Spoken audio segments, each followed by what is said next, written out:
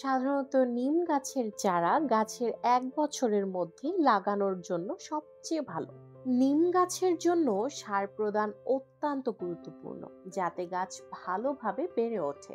নিম গাছের সার ব্যবহারের সময় বিশেষত 3টি উপাদান নাইট্রোজেন, ফসফরাস এবং পটাশ অনুপাত 3:2:1 হিসেবে রাখতে হবে।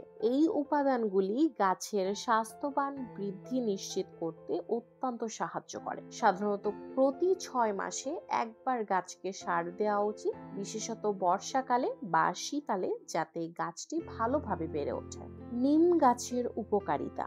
নিম গাছের উপকারিতা অনেক। এটি শুধু পরিবেশের জন্য উপকারী নয়, মানুষের শরীরের জন্য এক অসীম উপকারী গাছ।